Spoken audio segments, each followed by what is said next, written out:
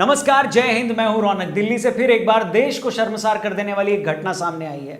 12 साल की एक मासूम बच्ची के साथ हुई हैवानियत एक बार फिर हमें ये सोचने पर मजबूर कर देती है कि आखिर इंसान के भेष में जो शैतान हमारे बीच में है, ये पल कैसे जाते हैं।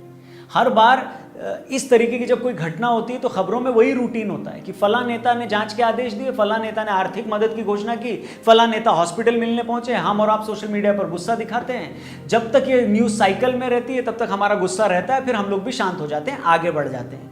कुछ दिनों बाद अपनी आंखों के सामने सड़क पर चलती अपनी बहन बेटियों पर कोई छिछोरा कोई कमेंट करता है तो उसको सुनते रहते हैं। बाजार में किसी आवारा लफंगे द्वारा किसी की बहन बेटी को छेड़ते हुए देखकर आंखें मोड़ लेते हैं। सिनेमा हॉल में ऐसे ही लफंगों द्वारा पिक्चर देखने की आड़ में महिलाओं पर जब वो अभद्र कमेंट करते हैं तो हम उसको इग्नोर करते हैं। अपने फैमिली मेंबर्स को कहते हैं आगे देखो पिक्चर, उनकी बात पर ध्यान मत दो। या फिर स्कूल या कोचिंग के बाहर खड़े लफंगों से कौन पंगा ले ये सोच के बदतमीजी करने के लिए उन्हें छोड़ देते हैं। और वहीं से ये वही पॉइंट होता है जब इन दरिंदों को हौसला मिलता है।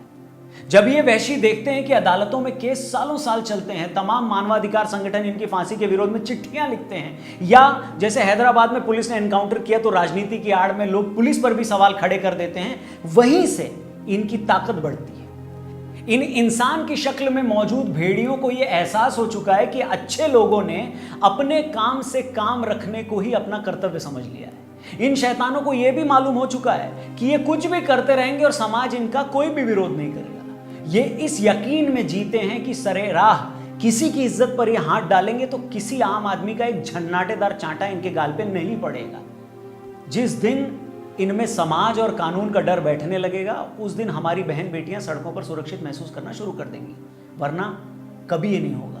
किसी की भी बहन बेटी की इज्जत से खेलना सिर्फ लॉ एंड ऑर्डर का इशू नहीं है, एक सोशल इशू है, एक सामाजिक इशू है। और कानून के साथ साथ ये हमारी सबकी भी जिम्मेदारी बनती है कि हम अपनी आंखों के सामने किसी बहन को, किसी बेटी को शर्मसार होते हुए, निगाहें नीची करके जाते हुए न देखें, बल्कि ये सुनिश्चित करें कि हमारे आसपास कोई बहन, कोई भी बेटी अपने आप को असुरक्षित न महसूस करे।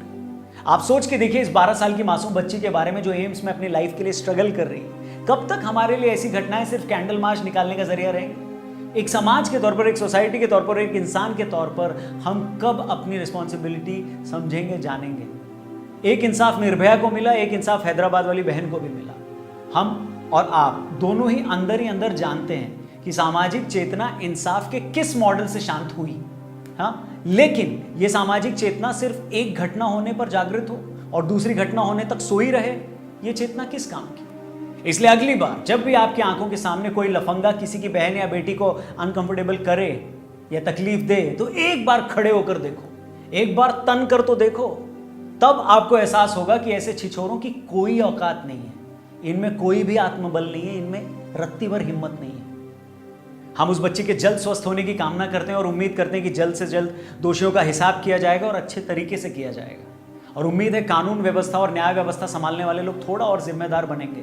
हम और आप भी इन बहन बेटियों के प्रति अपनी रिस्पॉन्सिबिलिटी, जिम्मेदारी समझेंगे। थैंक यू वेरी मच इस वीडियो को देखने के लिए। कमेंट जरूर करिएगा, आपके मन में जो भी बात हो अपने नाम के साथ और कहां से आप इस वीडियो को देख रहे हैं उसके साथ जरूर लिखिएगा। अपना ख्याल रखिए। Thank you very much. नमस्कार, जय हिंद।